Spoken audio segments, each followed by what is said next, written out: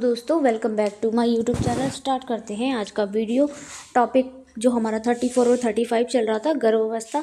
तो गर्भावस्था कैसे प्रारंभ होती है, कैसे कैसे उसमें चिन्ह और लक्षण रहते हैं, क्या क्या उनके हर ट्राइमेस्टर में चेंजेस आते हैं, वो सब मैं आपको अपनी पिछली 3 वीडियो में बता चुकी हूँ। अब आता है इसका PPT यानी कि पोस्टपार्टम टाइम, यानी कि उसका जो पोस्टपार्टम टाइम रहता है या पीरियड रहता है वो किस तरीके से गुजरता है, क्या क्या उस पीरियड के दौरान चेंजेस आते हैं।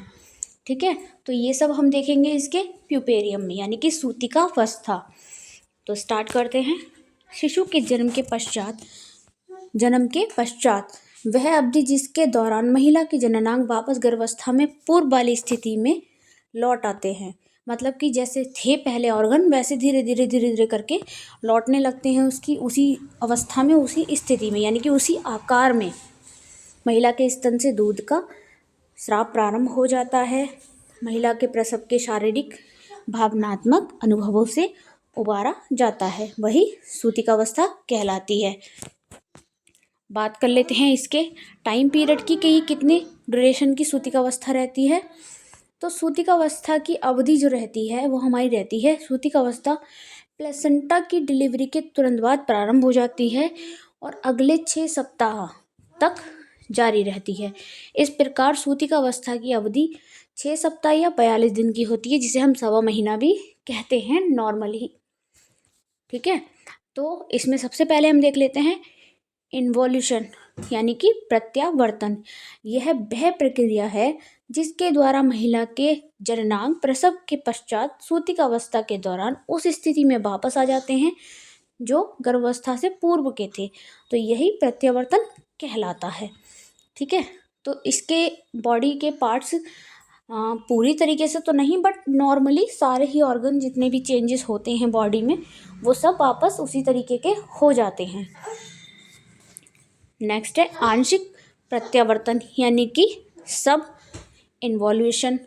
यदि प्रसव के पश्चात सूतिकावस्था के दौरान महिला के जननांग उस अवस्था में नहीं आ पाते जैसे कि गर्भावस्था से पूर्व थे, तो यह स्थिति आंशिक प्रत्यावर्तन कहलाती है।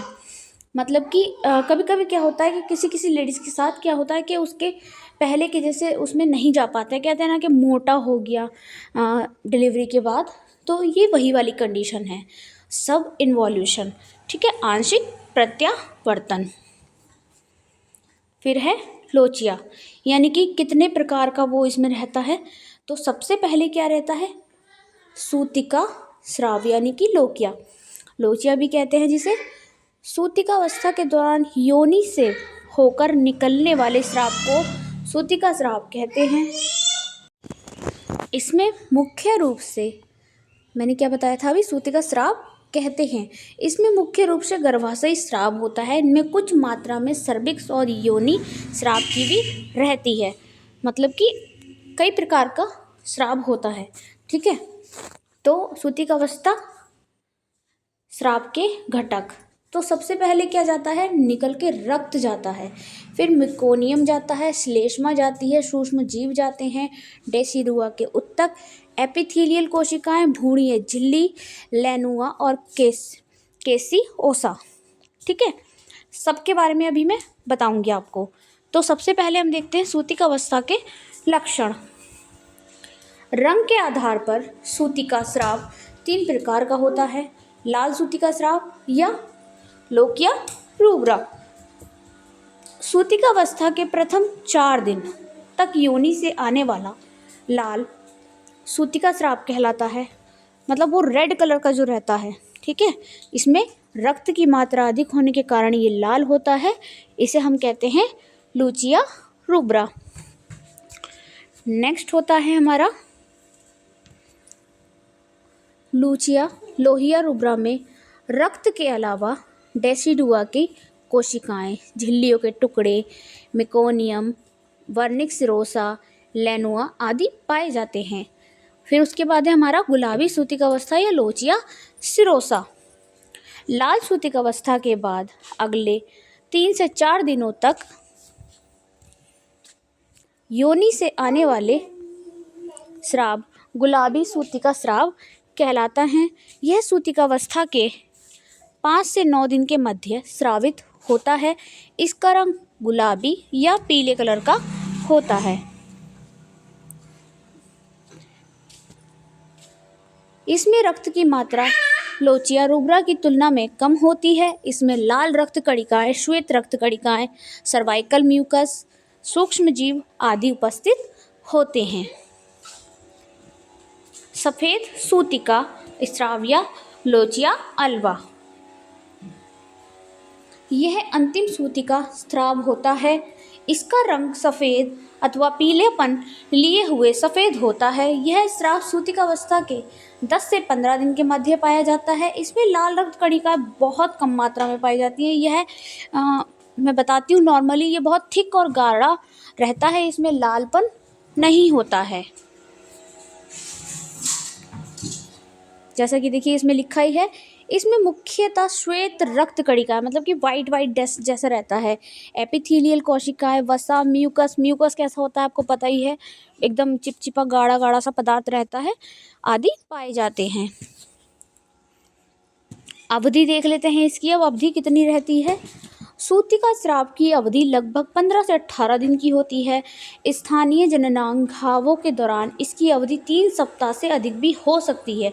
यदि अंदर कोई दिक्कत है या अंदर कोई इंजरी हो गई है तो ज़्यादा भी रह सकती है, 3 सप्ताह से अधिक। ठीक है, मात्रा कितनी रहती है इसकी? मात्रा हम देख लेते हैं। सूतिकावस्था के प्रथम 5 से 6 दिन की अवधि में इसकी मात्रा 250 ml रहती है।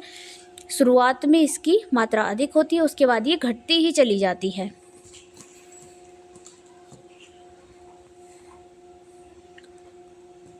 समय पूर्व प्रसव के दौरान इसकी मात्रा कम हो जाती है। इसके विपरीत पॉलीहाइड्रोमिनाज तथा बहुगर्भावस्था के दौरान इसकी मात्रा अधिक हो सकती है।